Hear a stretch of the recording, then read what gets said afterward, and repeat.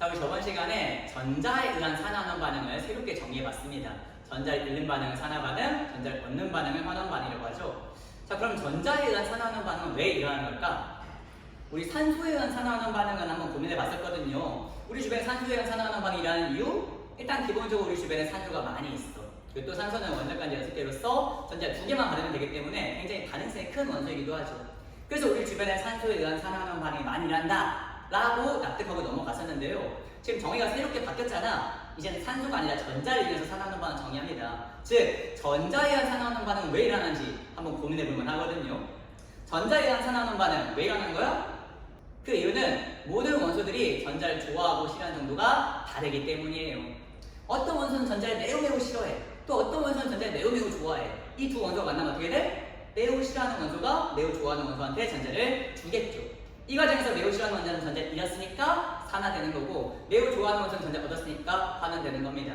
즉, 우리가 1학기 때 배웠던 것처럼 금속과 비금속에 의해서 이온결합 형성되는 과정이야말로 대표적인 산화환원 반응이라고 할 수 있겠죠. 금속이 어때? 금속은 전자를 잃어버리고 싶어해. 비금속은 어때? 전자를 얻고 싶어해. 이 둘이 만나면 자연스럽게 금속이 비금속한테 전자를 주게 될 거고요. 이 과정에서 금속은 산화되고 비금속은 환원되는 거지. 이처럼 원소들마다 전자를 좋아하는 것도 다르기 때문에 산화환원 반응이 일어나는 거다라고 말할 수 있겠습니다.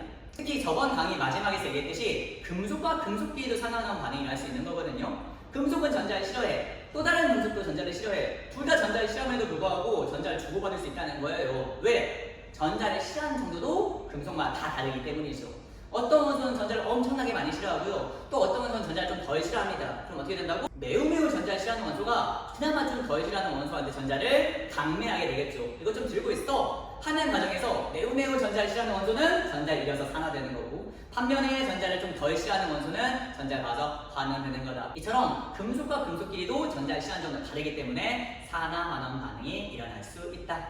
자, 이때 금속이 전자를 싫어하는 정도가 다르잖아요. 이 전자를 싫어하는 정도를 우리는 금속성이라고 합니다. 금속성. 금속성이 뭐겠어? 이름 그대로 금속다움. 얼마나 금속다운지를 의미하는 게 바로 금속성이야. 금속의 정의가 뭐였죠? 금속은 전자를 잘 잃어버리는 원소. 즉, 금속성이 크면 클수록 전자를 잘 잃어버리는 금속이라고 말할 수 있는 거죠. 그래서 금속성이란 뭐다? 전자를 잘 잃어버리는 정도다. 이렇게 말할 수 있겠네. 금속성이 크면 클수록 그 금속은 전자를 잘 잃어버린다. 근데 전자를 잃어버리는 걸 뭐라고 해? 전자를 잃어버리는 걸 우리는 산화된다고 하죠. 즉, 이렇게 말할 수 있겠네. 금속성이 크다는 것은 전자를 잘 잃어버린다는 뜻이고, 이 반은 곧 산화가 잘 된다. 그럼 자연스럽게 또 어떻게 될 수 있겠어?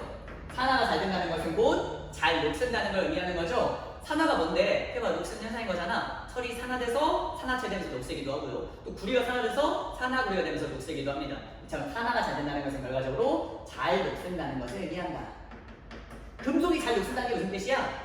반응을 잘한다는 뜻이거든요. 금속의 반응성이 커진다는 뜻입니다. 반응성이 클수록 어때? 잘 변한다는 뜻이거든. 비활성 기체는 어떻습니까? 비활성 기체는 이미 목적 규칙을 달성해서 매우 안정한 원소야. 즉, 변하려고 하지 않죠. 그 상태에 유지하려고 한단 말이야. 반면 반응성이 크면 클수록 잘 변한다는 뜻인데, 잘 녹슨다는 것은 잘 변한다는 것을 의미하는 거잖아. 이처럼 잘 녹슨다는 것은 결과적으로 금속이 반응을 잘한다. 즉, 금속의 반응성이 커진다라고 말할 수 있겠습니다. 자, 그럼 마지막으로 한 번 더. 금속의 반응성이 크면 클수록, 즉, 잘 녹슬수록, 산화가 잘 될수록, 전자를 잘 잃어버릴수록 어떻게 되는 거야?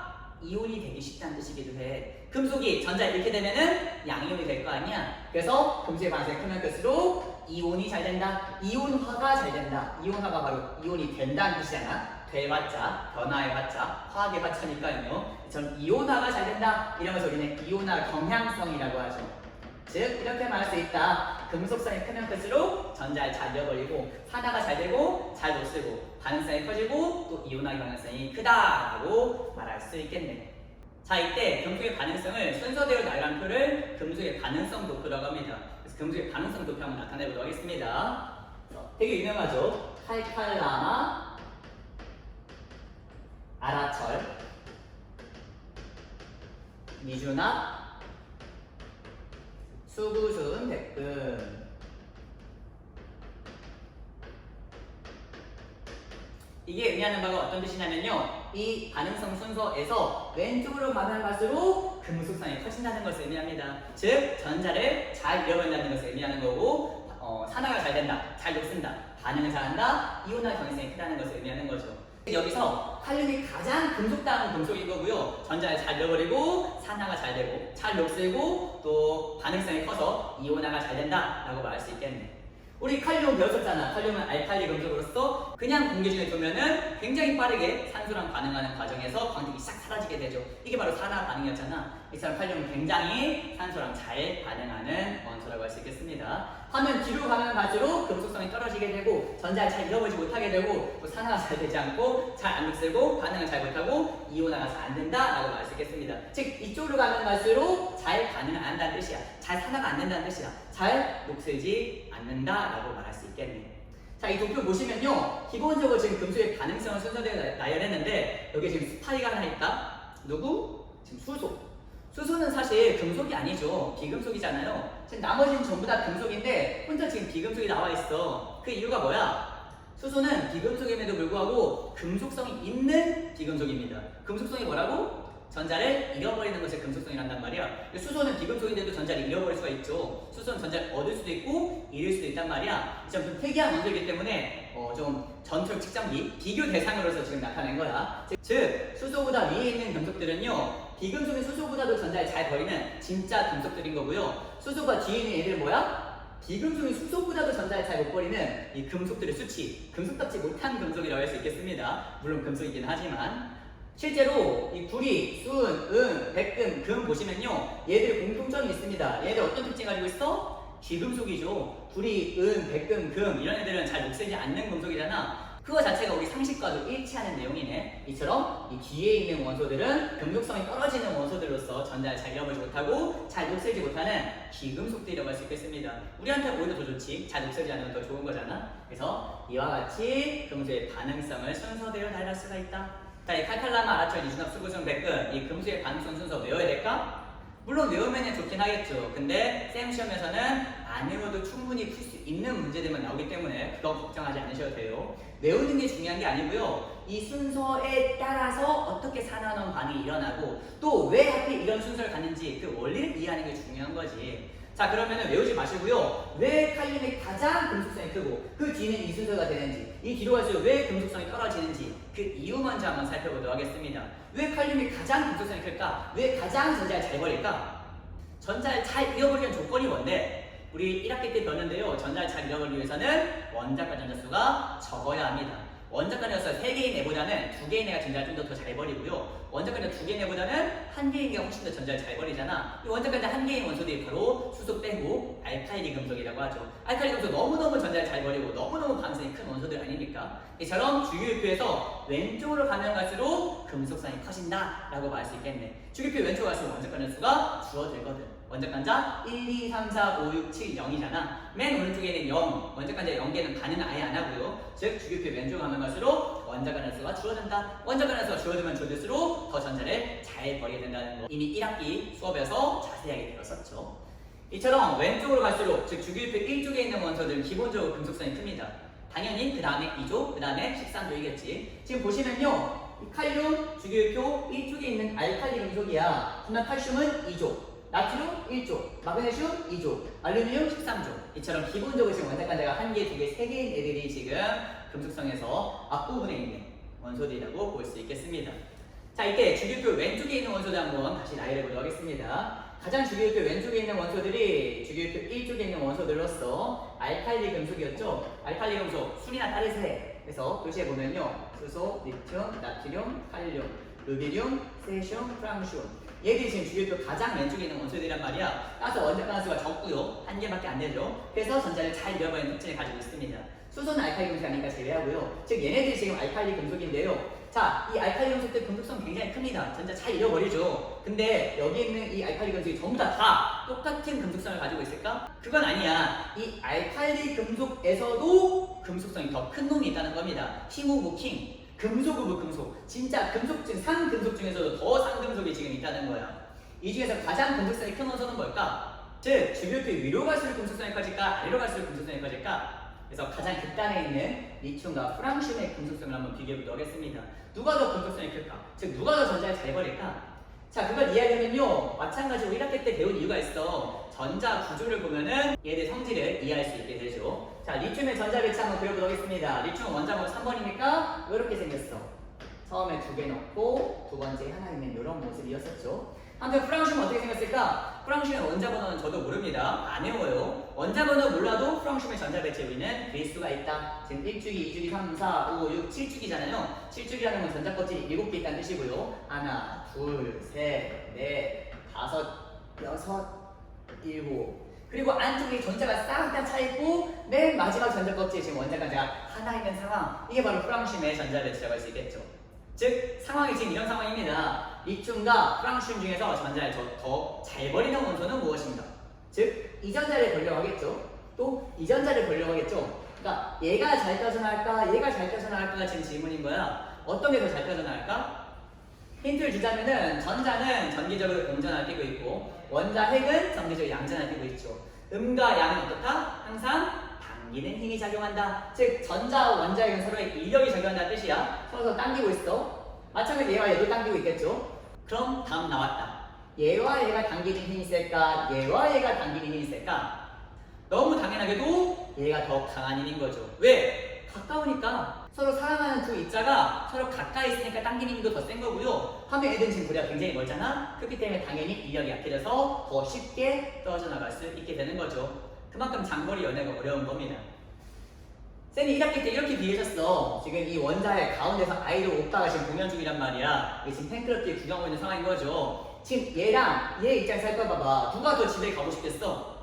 얘 절대 집에 안 가지. 왜냐면 내가 사랑하는 오빠, 아이돌 오빠 지금 여기가 바로 앞에서 코앞에서 지금 공연하고 있단 말이야. 나랑 눈이 마주치고 있어 지금. 날 보고 있단 말이야. 절대 집에 못 가지. 화장실도 못 가지. 반면 얘는 어때? 지금 너무 멀어. 먼 건 물론이고 쌤이 지금 안 그렸을 뿐 이 안에 지금 전자들 드글드글 완전 엄청나게 많죠. 날 보고 있는지 얘를 보고 있는지 그것도 알 수 없고 심지어 그 엄청나게 많은 전자들에서 가려져. 우리 오빠 보이지도 않아. 여기 전자들이 엄청나게 많이 있기 때문에 멀고 보이지도 않고.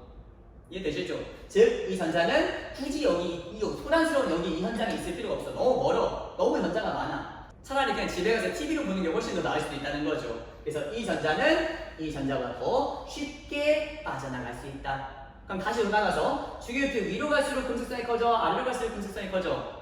아래로 갈수록 금속성이 커질 수밖에 없는 거지. 아래로 갈수록 전자 껍질이 많아지고, 전자 껍질이 많아진다는 것은 원자핵과 전자 간의 거리가 멀어진다는 것이고, 그 말은 곧 전자가 더 잘 떠져나갈 수 있다. 전자 잘 떠져나가는 게 바로 산화잖아. 산화가 잘 되는 게 바로 금속성이잖아. 이처럼 주기율표의 아래로 갈수록 더 금속성이 커진다고 말할 수 있는 겁니다. 최종 결론, 주기율표의 왼쪽 하단으로 갈수록 금속성은 커진다. 즉 주기율표에 있는 원소 중에서 가장 금속성이 큰 정말 상금속, 엄청나게 전자를 잘 버리는 원소가 뭐야? 바로 프랑시움이라고 할 수 있겠네. 프랑시움이 가장 왼쪽 아래에 있거든요. 프랑시움이 가장 금속성이 큰 겁니다. 근데 그런 논리에 의하면 또 이상한 점이 생겼어. 지금 금속의 반응성표를 보시면요, 프랑시움이 1등이 아니야. 지금 프랑시움 있지도 않아. 가장 왼쪽에는 가장 금속성이 큰, 가장 전자를 잘 버리는 원소가 뭐야? 지금 칼륨이란 말이야. 칼륨은 어디에 있죠? 지금 맨 왼쪽인 건 맞지만 좀 어중간에 가운데 있네. 아니 프랑시움도 제치고 지금 칼륨이 어떻게 1등일 수 있는 거야? 왜 그래? 자, 이 금속의 반응성 노트에 나와 있는 금속들은요, 기본적으로 우리 주변에서 흔히 볼 수 있는 금속들입니다. 칼륨, 칼슘, 나트륨, 마그네슘, 알루미늄, 아연, 철, 니켈, 주성, 납. 기본적으로 우리 주변에 굉장히 흔하게 볼 수 있는 익숙한 금속들이잖아. 반면 프랑시움 본 적 있어? 세슘, 루비듐 우리 주변에 있나? 얘들은 기본적으로 우리 주변에 없어. 주변에 없는 금속들의 반응성을 굳이 비교할 필요가 있습니까? 이해되시죠? 모든 금속을 다 쓰자면은 사실 금속의 반응성 도표가 훨씬 길어질 거야. 외우기도 어려워질 거야. 그래서 기본적으로 금속의 반응성표는 우리 주변에서 흔히 볼 수 있는 원소들만 나열되어 있고요. 우리 주변에서 흔히 볼 수 있는 원소들이 어때? 주기율표부터 4주기까지. 4주기까지 있는 이 원소들이 우리 주변에 흔히 있는 원소들이거든요. 즉 4주기까지 원소 중에서 가장 왼쪽 하단에 있는 원소가 뭐야? 바로 칼륨이네. 그래서 지금 칼륨이 1등인 거야. 가장 전자를 잘 버리는 진짜 상금속. 한편 2등이 칼슘이거든요. 칼슘은 어디에 있어? 칼륨 바로 오른쪽에 있어. 즉 칼륨 오른팔이라고 할 수 있는 거죠. 한편 나트륨은 여기에 있는 3등. 3등 같은 경우는 지금 우리 1장 칼륨의 바로 왼팔입니다. 왼팔, 오른팔, 왼팔. 바로 칼륨 위에 있기 때문에 당연히 금속성이 클 수밖에 없겠지. 지금 보시면 알겠지만은 얘가 가장 반응성이 크고 오른팔 2등, 왼팔 3등. 그리고 4등이 마그네슘인데 마그네슘이 여기 있어. 봐봐. 지금 여기가 가장 금속의 반응성이 크고 점점 이쪽으로 가면 갈수록 금속성이 떨어진다는 것을 우리는 확인할 수 있습니다. 자, 이와 같은 이유에서 금속의 반응성이 칼칼라 마라철 희준합수고소음 백금 순서로 된다라고 할 수 있겠네. 자, 이렇게 금속의 반응성 순서 자체는 이제 원리가 이해됐고요. 이 금속의 반응성 표를 알고 있으면 뭐가 좋습니까? 이 금속의 반응성 도표를 이용해서 어떨 때 산화하는 반이라고 또 어떨 때 산화하는 반이 일어나지 않는지를 이해할 수 있습니다. 자, 한번 봅시다. 자, 칼륨과 나트륨이 만나는 상황을 상상해 보도록 하겠습니다. 칼륨 원소랑 나트륨이 만난 거야. 자, 이렇게 나트륨은 그냥 나트륨이 아니라 나트륨 양이라고 생각해 볼게. 자, 이 둘이 만나면 어떤 화학 반응이 일어날까? 이 금속의 반응성을 모르면요, 사실 이 둘이 반응해서 어떻게 될지 예상할 수가 없어. 그냥 외워야 돼. 얘랑 얘가 만나면 이게 돼요. 이거 화학 반응 하나하나 다 외울 거야? 외우는 게 아니죠. 이 금속의 반응성만 알면은 얘들이 어떻게 반응할지 우리는 예측할 수 있습니다. 자, 칼륨 한번 생각해 볼게. 칼륨 어때? 행복해 보이니? 칼륨은 지금 행복한 상태가 아닙니다. 왜냐? 칼륨은 전자를 버리고 산화가 되고 싶거든요. 원자간자 하나니까 빨리 하나 버리고 밑에 끝이 발생하고 싶을 거 아니에요. 즉 전자를 엄청나게 버리고 싶은데 전자를 지금 못 버린 상황이야. 무슨 생각하겠어? 산화되고 싶다는 생각하고 있지. 아, 산화되고 싶다 하고 있는 게 지금 칼륨 상황인 거야. 기분이 그렇게 좋지 않아. 하면 나트륨 양이는 어때? 나트륨 양이는 이미 산화가 됐네. 산화돼서 지금 양이온이 된 거잖아요. 지금 원자간자 하나에 버려지는 기분이 굉장히 좋은 상태인 겁니다. 그럼 이 둘이 만나면 자연스럽게 어떤 대화를 하겠어? 나트륨 너 좀 좋아 보인다? 뭔 일 있었냐? 하면 나트륨이 뭐라고 해? 아, 저 이번 주말에 산소 만나서 산화 좀 했습니다. 존댓말 하는 이유는 칼륨이 나트륨보다 지금 더 선배거든? 더 세거든? 당연히 존댓말 하겠지. 아, 저 좀 산화 좀 했습니다 하면 칼륨이 뭐라 하겠어? 야, 좋겠다. 아니, 선배인 나도 아직 전자를 못 버리고 산화가 안 돼서 지금 끙끙대고 있는데 후배가 먼저 산화되고 참 나라꼴 잘 돌아간다? 라고 하겠지. 이 선배 입장에서는 후배가 잘 나가는 꼴을 못 보는 거야. 자기도 지금 산화가 안 되는데 지금 나보다 훨씬 약한 나트륨이 먼저 산화가 돼 있다? 이 꼴 못 보지. 그래서 얘가 이 꼴을 줄 겁니다. 그럼 나트륨이 뭐라고 해? 아, 죄송합니다. 이러겠지? 그럼 얘가 뭐라 해? 죄송해? 죄송하면은 네가 나 위해서 해줄 수 있는 게 하나 있어. 뭐든 말씀해 주십시오. 제가 하겠습니다. 그래? 그럼 너 잠깐 내 전자 좀 들고 있어라. 이럴 거 아니야. 얘가 나한테 전자를 가지라고 한단 말이야. 그럼 이거 네? 저도 금속에서 전자 별로 안 좋아하는데. 안 좋아한다고? 아닙니다. 내가 전자 하나 들고 있어야겠지? 네. 왜냐면 지금 칼륨이 나트륨 훨씬 더 전자를 싫어하거든. 아까 맨 처음 말했잖아. 전자를 엄청 싫어하는 놈이랑 좀 덜 싫어하는 놈이 있으면 매우 싫어하는 놈이 좀 덜 싫어하는 전자를 강매한다고. 강제 들게 한단 말이야. 야, 가방 좀 들고 있으라고 준단 말이야. 이거 양아치지. 즉, 칼륨이 나트륨 양이한테 전자를 하나 주게 되는 겁니다. 이거를 해서 칼륨은 전자를 잃었으니까 뭐가 돼? 양이온이 되는 거고, 나트륨 양이 전자 하나 받아서 나트륨 원자가 된다. 이게 바로 뭐야? 산화환원 반응이잖아. 이 과정에서 칼륨은 칼륨 양이온으로서 산화가 되는 거고요. 전자 잃었으니까. 반면 나트륨 양이온은 나트륨이 되면서 기분이 좀 나빠지죠. 그럼 너쪽에서 선배가 주는데 뭐 까라면 까야지. 즉, 나트륨 양이온이 나트륨이 되는 과정에서 전자를 받았으니까 환원되었다라고 말할 수 있겠네. 이 약육 방식이 세 개야. 선배 말이고 하늘이거든. 이 금속 고등학교에서는 가장 금속성이 큰 놈이 왕입니다. 이와 같은 원리로 금속들끼리도 산화환원 반응이 일어나게 된다라고 말할 수 있겠네. 반면 이런 상황도 한번 상상해 보도록 하겠습니다. 이번에는 칼슘이랑 마그네슘이야. 칼슘과 마그네슘이 만났는데 이번엔 칼슘이 양이온 상태로 한번 만나보도록 하죠. 이 둘이 만나면 어떻게 될까? 칼슘은 지금 행복한 상황이죠. 칼슘은 원자간자 두 개이기 때문에 두 개를 버리고 싶어하고 지금 버렸네. 산화돼서 지금 기분이 좋아. 반면 마그네슘은 어때? 얘도 원자간자 두 개거든? 즉 두 개를 버리고 싶어해. 지금 못 버렸네. 산화가 안 됐어. 즉 얘는 지금 기분이 좀 꿀꿀한 상황이란 말이야. 누가 내 전자 안 가져가 주려나? 아, 전자 좀 두 개 좀 누가 좀 제발 가져갔으면 좋겠다 생각하는 이 둘이 만나면 어떻게 된다고? 지금 누가 더 세? 칼슘이 마그네슘보다 더 선배거든. 즉 더 센 놈이 지금 행복한 상황이란 말이야. 그럼 후배가 선배 제 거 전자 좀 들고 있어주세요 이러겠어? 하극상 일어날 수 없어. 이렇게 된단 말이지. 선배 무슨 좋아 보이십니다? 그럼 얘가 뭐라 해? 하나 좀 했다. 그럼 얘가 뭐라 해? 제 거 전자 좀 들고 있으세요 이러지 않는단 말이야. 뭐라고 해? 축하드립니다 형님. 박수 짝짝짝 하고 아무런 일도 일어나지 않아. 왜? 칼슘이 마그네슘보다 더 금속성이 크니까. 결과적으로 칼슘 양이온에 마그네슘을 넣으면 아무런 변화도 일어나지 않는다. 박수 소리만 날 뿐이다. 이 박수는 비유야. 실제 칼슘 용액에다 마그네슘 넣는다 해서 막 짝짝짝 소리 나지는 않아. 그래서 이 둘 넣으면 아무런 일도 일어나지 않는다. 즉 산화환원 반이 안 일어난다는 겁니다. 이처럼 금속의 반응성 순서 안에는 어떤 상황에서 산화하는 반응이 하고 어떤 상황에서 산화하는 반응이 일어나지 않는지를 이해할 수 있다는 거죠. 여기까지가 유인물의 몇 번이야? 10번. 금속의 반응성까지 설명이었습니다. 금속의 반응성 유인물 10번 읽으면서 내용 정리해 보도록 하겠습니다.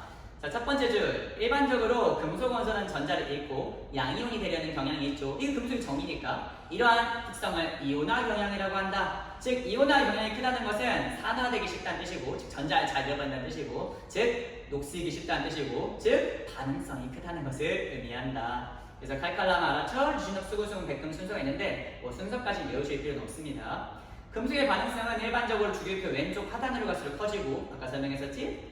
이때 반응성이 작은 금속 이온이 들어있는 수용액에 반응성이 큰 금속을 넣는 겁니다. 자, 반응성이 작은 금속 이온이면 행복할 거 아니야. 이온이 돼서 지금 전자를 잃어버린 상태니까요. 근데 지금 반응성이 작네. 그러니까 후배가 지금 행복한 상태인데 여기에 지금 행복하지 않은 선배가 들어온 상황인 겁니다. 그럼 당연히 선배가 뭐라고 하겠지. 아직 나도 전자를 못 버렸는데 네가 지금 전자를 버렸다고? 이게 말이나 되냐? 내 전자 들고 있어 임마! 이럴 거 아니야. 이 과정에서 산화환원 반응이라고 된다. 반대로 반응성이 큰 금속이온, 즉 선배가 행복한 상태야. 여기에 반응성이 작은 금속을 넣으면은 아무런 일도 일어나지 않는다. 즉 축하만 하고 끝난다는 거죠. 형님 축하드립니다. 뭐냐? 안 끝난다는 거야. 예를 들어 니켈 이온이 들어있는 수용액에 니켈보다 반응성이 큰 아연을 넣으면 아연이 니켈 이온이 지금 있는 상태에 꼴 못 보죠. 아연이 더 세니까. 그래서 아연이 니켈 이온한테 전자를 주고 아연은 산화, 니켈 이온은 반원된다. 반면 니켈보다 반응성이 작은 구리를 넣었다? 그럼 산화하는 반응 일어나지 않죠. 구리가 그냥 니켈 이온이 헤엄치고 있는 거 보면서 부럽다, 나도 산화되고 싶다 하고 끝난다는 거지. 여기까지가 이인물 10번 내용이었습니다. 자, 이렇게 금속의 반응성 도표를 이용해서 어떤 금속들이 어떻게 산화되고 환원되는지를 이제 실험으로 한번 이해해 볼 건데요. 이 실험이 굉장히 시험에 잘 나옵니다. 근데 이 실험을 하기 전에 금속들끼리의 산화환원 반응 실험을 이해하려면은 다원자 이온이라는 개념을 이해해야만 합니다. 그래서 다원자 이온이 뭔지 간단히 한번 살펴보고 이제 금속들끼리 산화환원 반응 실험 설명해 볼게요.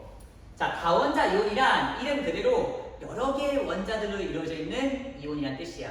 다원자의 다가 많은 다자고 원자들이 많이 모여서 이온이 되는 것을 뭐라고 한다? 다원자 이온이라고 한다. 자, 일반적인 이온들은요 원자 한 개가 전자를 잃거나 얻어서 형성됩니다. 예시 한번 들어볼게. 나트륨이 전자 하나 잃어서 나트륨 양이온이 되는 거야.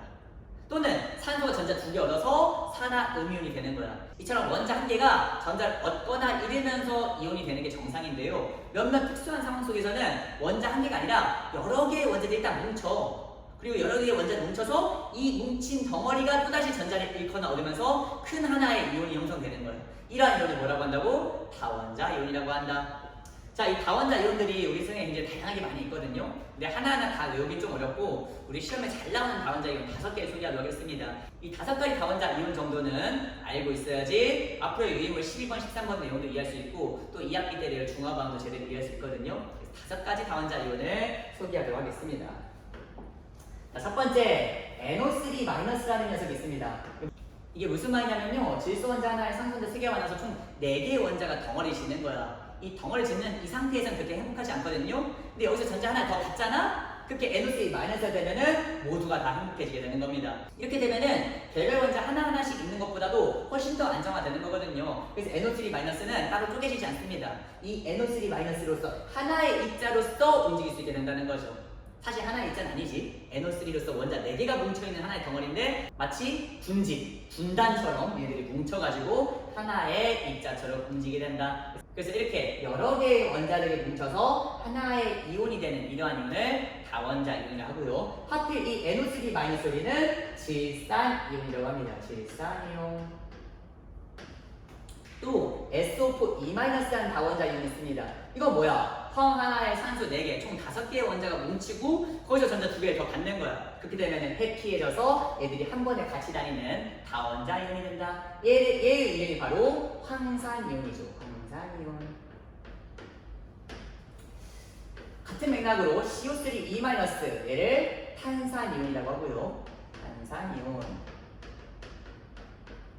그리고 NH4+ 얘는 암모늄 이온이야. 마지막으로 OH- 얘를 수산화 이온이라고 합니다. 얘네들 말고도 다원자 이온은 여러 가지가 있지만 우리 고등학교 수준에서 시험에 잘 나오는 5가지 다원자 이온 얘네들만큼은 기억하고 있어야 돼. 얘들은 시험에 너무너무 잘 나오거든요. 쌤이 외우라는 말 진짜 안 하는 거 아시죠? 근데 얘네들만큼 외워야 돼. 얘들 너무 시험에 잘 나오거든. 1학년 시험에 잘 나오고 2학년, 3학년 계속해서 그냥 화학하는 과정에서 계속 나오는 이제 다원자 이온들이기 때문에 얘들만큼 기억하고 있어야 된다. 다원자 이온들은 이 상태로서, 이 전체로서 안정하기 때문에 얘들 따로 쪼개서 볼 필요 없습니다. 그래서 화학 따로, 산소 따로 보는 게 아니라 얘들 그냥 아예 한 입자라고 봐도 충분해. 그래서 얘들 항상 SO4 E-로, NO3 마이너스로, CO2 E-로 움직이는 덩어리라고 보시면 되겠습니다. 특히 지금 5가지 했는데요. 이 질산이온이랑 황산이온은 당장 우리 다음 파트인 유인물 12번, 13번에 나오는 실험 산화하는 반 이해하려면 또 반드시 알고 있어야 되거든요. 그래서 이 2개는 꼭 기억해 두셔야 되고요. 이 3개는 당장 우리 중간고사 시험 범위는 아니긴 해. 얘는 이제 기말고사에서 잘 나오거든요. 그래서 이거는 나중에 산정비 중화 반응할 때 다시 한번 설명할 거고 이 2개만큼은 지금 확실하게 기억해 두셔야겠습니다.